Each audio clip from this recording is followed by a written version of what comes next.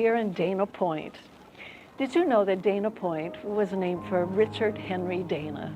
He arrived here in 1834, having sailed from Boston on a tall ship named the Pilgrim.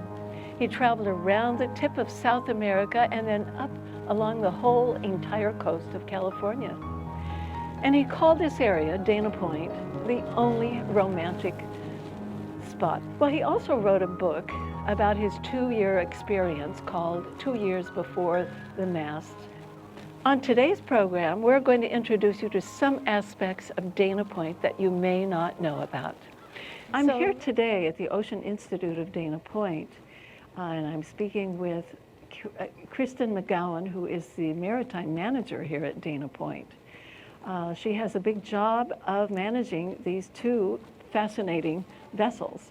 So, Kirsten, maybe you could tell me a little bit about what is your job, and tell us a little bit about what you do. Yeah, definitely. So as you said, we have 2 amazing vessels here that really are a great educational platform. So a lot of my job is the education side of the maritime as well. So we've got the Spirit of Dana Point behind us here. So in normal conditions, pre-COVID, we would have students on here doing dockside living history programs, day programs, overnights. So I'd be in charge of all of that. As well as we do day sails for students as well as the public, which we are hoping to start soon in February. So that's kind of the spirit aspect. And then we also have the RV Sea Explorer, which is another great vessel. That is a research vessel, so we use that for all of our science programs that we have. So most science students, when they came here, would go out to sea and to see that marine life, because we really have such a great marine life ecosystem here for them to explore. And just on both of these vessels, getting the students and public out at sea and just experiencing being out at sea is magical. I mean, I know that's one of my favorite things. You know, I find it fascinating that you have a background in history, and part of your job is to bring that history to life of what it was like here with these early vessels, children that do the tours and the adults, from sea shanties to actually having them spend the night on the vessels and all of that. What other kinds of things do you do? Yeah, I think it's one of my favorite parts as a historian. For the students, you know, bringing to life some of that local and California history. Right. You know, exploring California, the different eras. So one of our most popular programs is based off 2 Years Before the Mast. So 4th graders all read that book and then they experience it. And some of them even, you know, say, like, they're like, wow, you know, this is what it would be like. Yeah. And full on live that experience. And I think that's one of the unique things about our programs is they're living history programs. Mm-hmm. So our staff are all in character. Oh. I'm Mr. Mac when I'm on the programs, because obviously historically, women weren't on ships. Now there were some women that did dress up as men, and there's a whole history. There are women on ships, but just to be accurate, but majority, most were men. So we, you know, recreate that time period and bring the history to life, because history is so much more than just dates, but it's a story. Oh, absolutely. So they kind of get to experience a story, and then 5th graders do that Revolutionary War program. Okay. So they get to be a privateer in the fight against the British. So they go and try to deliver supplies to General Washington. Oh my gosh. Now, yes. Is that when they spend the night on the boat? So both are day programs. You have day program and overnights, and both of them have the same living history aspect. The overnights just go even into more depth, and they have that night watch. You know, you're talking about waking up at 3 a.m. That was my grandson when he was in the 5th grade. Yes, he spent the night on a pilgrim, and he got the 3 a.m. watch, and he will never forget that, I can tell you. Yep, and we've even had adults and public that come visit us that have spent the night on the boat, and they bring their kids back, which is neat. Tell them about that experience, and then they can have it on their own as well. But there's so many details that really help to bring it to life. I'm sure the what they eat, the kind of food they eat. You sing sea shanties. Oh, yes. You do all sorts of fun things. It is a fabulous, fabulous opportunity for kids and adults. I understand the spirit of Dana Point here has quite an interesting history. Can you tell us a little bit about that? Yes. Spirit has quite a unique history, kind of a good local history. So if some of you have been around in the 70s and you heard of this crazy guy building a boat in his yard that was the Spirit. So Dennis Holland, he's not crazy, he was actually an amazing person. I met him and his family, and they are just amazing people. But, you know, his neighbors probably weren't too happy with him. But he was a shipbuilder, and he built this. He got the plans, built it all in his yard. Now, this was not an experiment. He obviously has done this before. He knew what he was doing. He's built other ships. And how long did it take him to build it? It took him 13 years to build it. Kristen, tell me a little bit more about the research vessel and what goes on there. Yeah, so the RVC Explorer, our research vessel, is really quite an amazing boat. So it's, as a research vessel, we have a lot of different tools that kind of help us to engage with the public. We do some of this on our public trips, as well as school groups as well. We do mud grabs, so we go out and we drop into the ocean and pick up mud, and the kids get to actually sift through the mud and see what they can identify from the bottom and what we can learn about the local environment. Well, I thank you so much for taking the time to fill us in on what you do, and this is a fabulous place. I hope our viewers will take advantage of it and head down here to... Welcome to another segment of Beyond the Gates. I'm Bill, and I'm here with Elaine, and we are here at the Dana Point Interpretive Center. And just a real quick personal note, it was about 20 years ago, the late 90s, and my wife and I traveled here from New Jersey and came to this point, looked out over here and said, this is a great place to live. And Elaine, you know that. Yes. Just the trails that are here, just an easy walking trip from, Laguna Woods is just a phenomenal place to come walk. I mean, are these trails associated with many other trails around? They're not connected, but Orange County does have trails everywhere, everywhere. Every town you could go to, you'll find trails for sure. But from the interpretive center here, you can get to the many trails, let's say, around Dana Point, easily get to. Yes. Was this trail around the center here a part of a reserve system within California? Yes, it's actually a nonprofit organization called the CNLM, the Center for the Natural Land Management, and they own 29 acres here, which is now reserved. It cannot be built on. And they were endowed by a very generous philanthropist. And it is in perpetuity. This will be maintained. So nothing will be built on these headlands at all. Isn't that part of a whole land management system of the coast of California? Is it included in that? They do own property in other areas, yes, but it is a nonprofit organization. It's not the actual state. Now, I mean, you can come up here and do these trails. You can't come up here at night. I mean, it's pretty much closed at night. Right, it's closed at sunset, yes. Now, if somebody wanted to find out exactly where the trails were here in the area, can they go to a website? Yeah, I would suggest go to the Dana Point website, and you'll get a lot of information about what's available here in Dana Point. And of course, Orange County has all kinds of trails everywhere. A lot of them are along the coast. The elephant here is new. Do you know what the name of the elephant is? I don't know the name of it, but I do know that several years ago, Dana Point had an elephant season, so to speak, and there were elephants that were designed and painted by local artists that were located all over the city. And here and there, everywhere you went, you would see an elephant. And I guess this is one of the ones that came from that exhibit. Okay. Obviously, there's some restrictions with COVID now. Yes, there are. Is this trail that we're standing, is this open? It's open, however, what they have changed is the protocol as far as direction.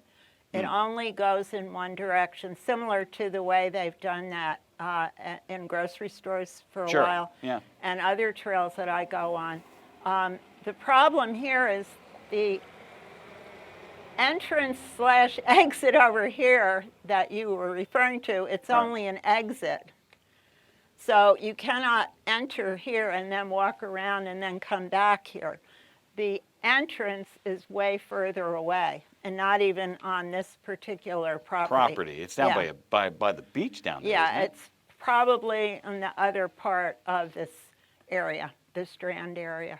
Okay, but I mean, once COVID is finished, that you can park here, because I mean, that's the way I've done this trail Yeah. several times. You can park up here by the I'm going to call it the Reserve Center, but it's the Interpretive Center, and then you can just Yes. walk through here, Yeah. which is, so just keep an eye on the websites, and you'll be able to find out when exactly the trails are open fully.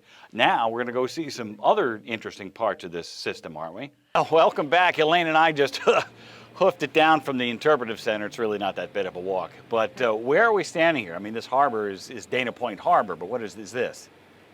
What is this, where we're standing? Yeah, Well, we just have a really good view from this outlook onto the harbor, for sure. And the trail that goes adjacent here is the Harbor Point Trail? Yes, it is, yes. Okay. Now, the harbor hasn't always been here. I That's mean, right. when was this developed? They started building it in 1968 and completed it in 71. But wasn't it a really cool surf spot here before they put in the... Yes, it was. History will tell us that there was a very, very famous surf spot called Killer Dana right here below these cliffs, and it's gone now. And they Killer filled it. Dana? Yes, Killer Dana. Does that say anything about the surf that's here? It was a good surf, apparently. Let's take a walk on the trail now and take a Sure. look at some of the interesting points. Sure. Elaine and I have come further down now, the Harbor Point Trail, and it's by the history plaque.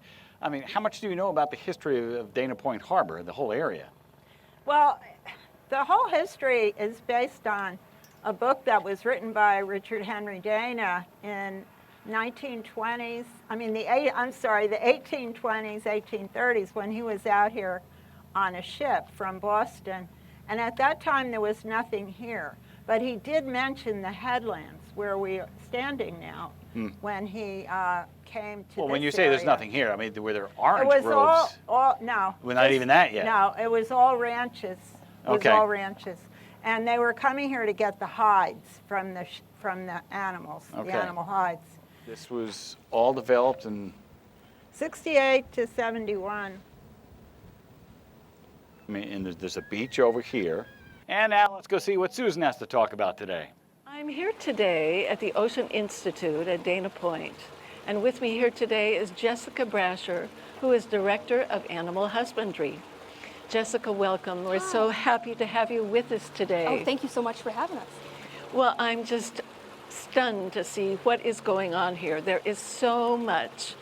I'm remembering when I first moved to this area about 10 years ago, and I'd heard of the Ocean Institute, and I thought, what is that? Is that an aquarium, or what is it? But anyway, it is much, much more than anyone would ever have guessed. And Jessica, I hope you can tell me a little bit about what is the purpose of the Institute here, the Ocean Institute. Absolutely. So you are kind of on point. We are somewhat of an aquarium, but as you said, we are so much more. The Ocean Institute's main goal is to educate students about the ocean. Actually, our mission statement is using the ocean as our classroom. We inspire children to learn. However, we take that a little bit further, and we also offer programs for the public. We do distinguished speaker series, concert series here on site. Our whole goal is to encourage ocean literacy, to help inspire people to better take care and be better stewards of our local ecosystems. Now, during non-COVID times, this is a packed place. There's so many things going on, as you say, with children and adults and so much more. So how are you coping with all of this during COVID? Is any of it open? So typically we have school programs here, but with schools being off-site and mostly being virtual, we've had to shift and adapt. We're very fortunate that we have so many different things to offer both students and the public here, so we've been able to convert some of those to outside activities. We've been calling it our inside out. We've been taking some of the things that we'd be normally doing inside our labs, bringing them outside in a safe environment. So that's included outdoor squid dissections, it's included tide pool hikes and explorations, geology tours, kayak tours of our harbor, and that's just only building and growing more as we're able to open up and offer more. Our website's constantly updating. Who knew? That is so much that people can choose from, can participate in now, when the times when we're all supposed to be laying low. Absolutely. Right? And tell me a little bit about your the funding. How is the Ocean Institute funded? So the Ocean Institute, we are very, very fortunate to have a lot of people that believe in our mission. So we have a lot of donor support. We also utilize grant support that can help some of the students who might be from schools that don't have the funding to send them on a field trip and get those students down here to the ocean, sometimes to see the ocean for their very first time. Our volunteers make up a huge factor of our Ocean Institute workforce here too. So we have a huge team of very, very dedicated people that are able to come in and help us do woodworking on our tall ship, help us take care of the animals and clean tanks, help us educate the kids. And that is another huge source for us too. Students living in the area in Dana Point, the Ocean Institute is a huge part of their education for kids growing up in this area.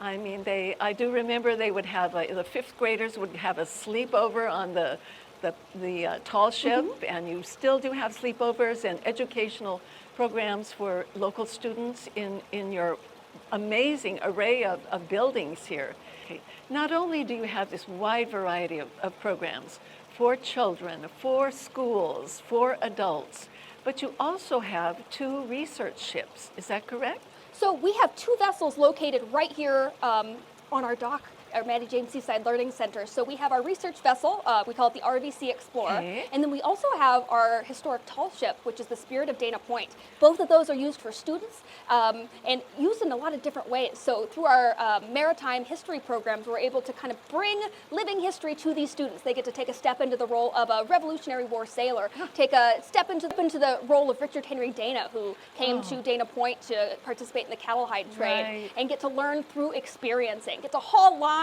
get to get salt air on them. It's such a cool experience. And then through our research vessel, students actually get to go out, they take their own plankton samples, they look under the microscope, and all of these things we also offer to the public when we do public cruises. You do public cruises, and you do charge for them. Correct. And there you have the people that lead the cruises then, are they marine biologists, or who are these people? So the staff that lead these cruises are knowledgeable docents that work here at the Ocean Institute. So all of these people have gotten extensive training on marine mammals, on how to identify our local seabirds, and they are just amazing at being able to spot and predict when whales are going to pop up off of our coast.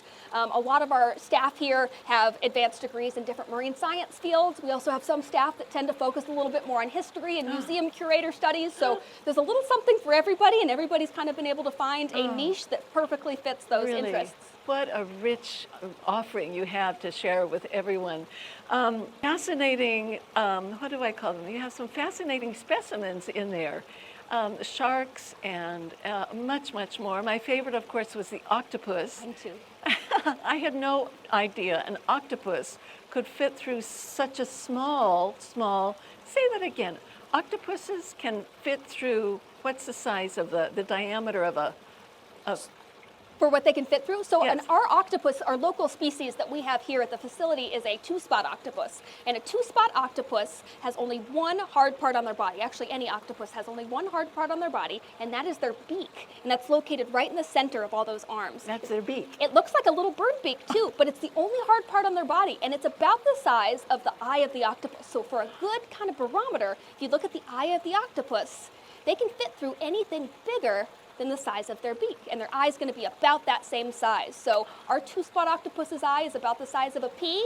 It could fit through a drinking straw. And we just saw something like that. That's the most amazing thing I've ever seen. What about the jellyfish? We saw some interesting jellyfish in the other room. Yes, our jellies are one of my favorite exhibits here because our jellies are all bred in our house here. So most of our jellies we've known since they were the size of a pea or tinier. And the way that the jellies are actually born is one of the most wild things to me, and I love talking about it. So moon jellies, they actually have 2 different forms of reproduction. So a moon jelly, like you're used to seeing, the ones that are free swimming, actually broadcast spawn. So they release a whole bunch of eggs into the ocean, and that's about as much maternal care as they get because there's no brain. Hopefully one of those eggs gets fertilized. It'll settle down to the bottom of the ocean. It'll attach onto something at the bottom, and it grows into something that looks like a tiny flower. But it's called a polyp, and that thing will be a polyp its entire life. But that polyp has the most important job in the jelly world, and that polyp's job is to make more jellies.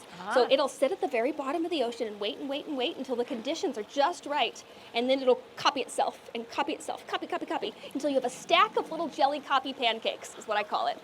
Now, once they're big and strong, and when I say big and strong, everything's very tiny at this stage, about 2 weeks later, that top one will wiggle, wiggle, wiggle, pop off and free swim, pop off and free swim. Every single one of those little babies will turn into a big free swimming jelly, hopefully, except for the first original polyp who's stuck there and gets to do the same thing over and over again. Fascinating. But we call that alternation of generations, and the way I think about it would be, if your grandparents were a free swimming jelly, your parents would be a polyp, so you'd be a free swimming jelly, your children would be a polyp. Every generation flip-flops. I love this. I love great description. Now, what about those stinging jellies? Because they sting, right, when they're threatened? It's true. All jellies do sting. We're very fortunate that the local species that we culture here, moon jellies, their sting is extremely weak. So if you were a plankton, you might need to worry, but human skin, pretty tough for them. Yeah. Wait a minute. Let's talk a little bit about sharks. I understand you have a very special exhibit that was supposed to open, and maybe you can fill us in on that. Absolutely. So we were very fortunate to receive a grant from the Somm Family Foundation to create our new Somm Family Foundation Marine Education Center. And the whole focus of this exhibit is to dispel some of the myths and misconceptions that people have about sharks in our oceans and help to show them some of the important roles that these sharks play. For instance, horned sharks, one of our local species housed in our new tank here, are crucial for our local kelp forests. They are big consumers of our local purple urchins. And so when we end up having overpopulations of these urchins, they like to eat the base system of these kelp that live off of our coast. And once you uproot that kelp, it stops growing. And so urchins end up decimating our kelp forest off of our coast. So horned sharks, very important to keep them in check. We saw in the building next door a gigantic whale skeleton. Can you tell us about that? Where did it come from, and what's the story there?